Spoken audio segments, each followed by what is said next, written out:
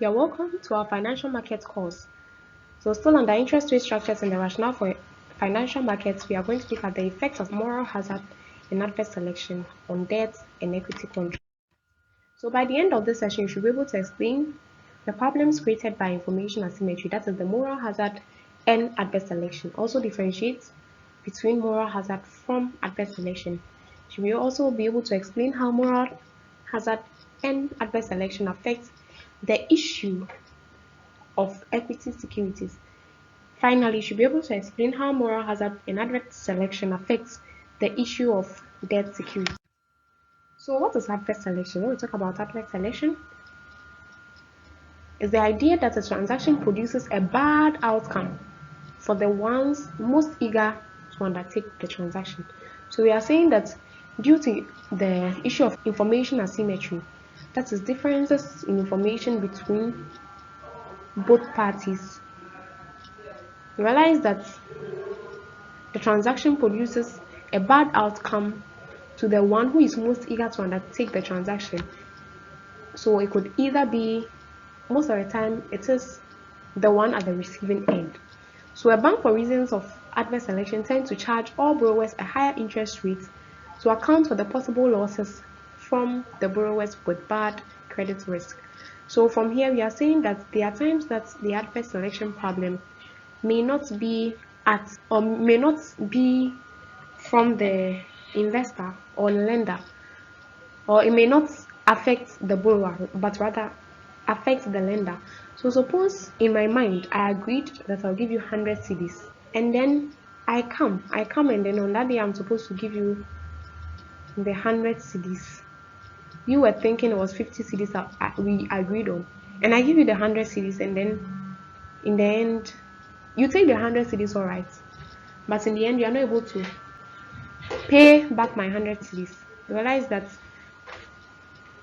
at this point I'm the lender, and I am being affected by the adverse selection problem. So because banks know that these problems are likely to occur, they normally charge a higher interest rate to account for possible losses that may incur.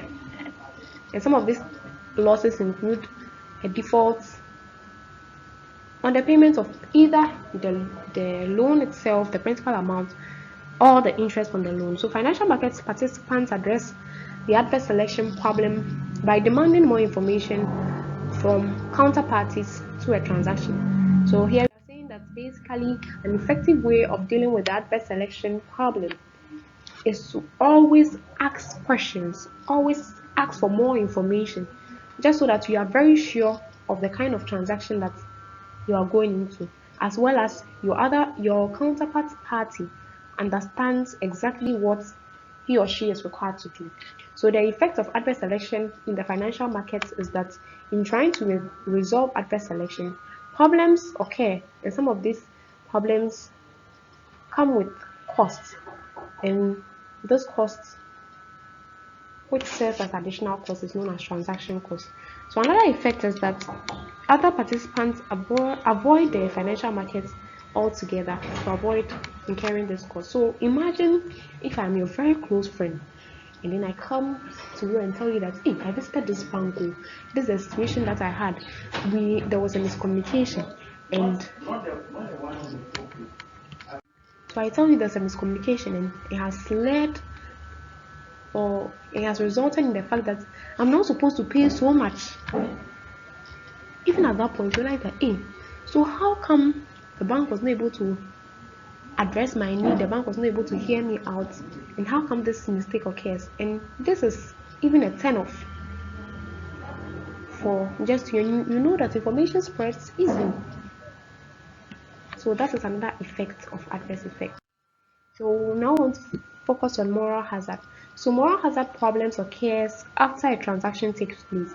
So as we have said, information asymmetry has both before and after effects. So the after effect of information asymmetry is a moral hazard.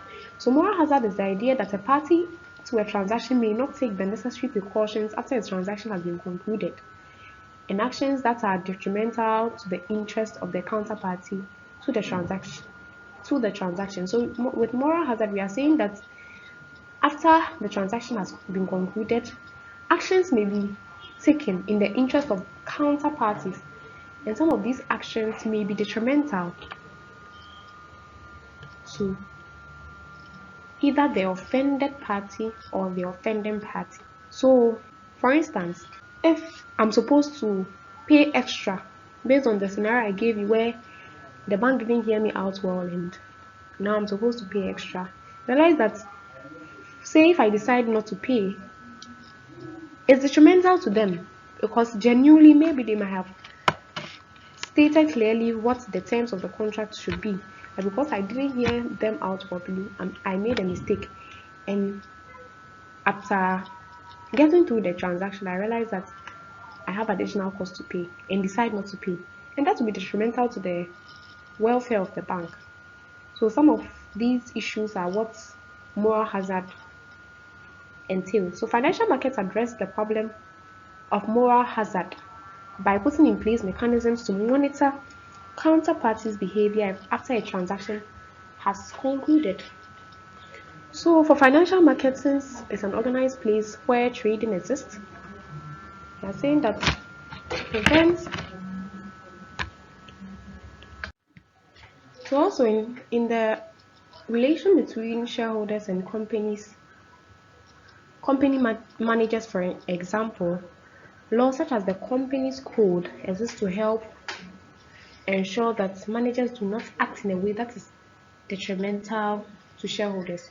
So in this sense, we are saying that even this moral hazard issue can occur between managers as well as shareholders. So the company code exists to serve as a guide to order their behavior. All too soon, we've come to the end of this session, and under this session, we've learned about moral hazard and adverse selection, the main problems caused by information asymmetry. We've also learned that parties in financial markets impose costs to reduce the problems of moral hazard and adverse selection. Thank you very much for your attention and see you in our next session. Bye.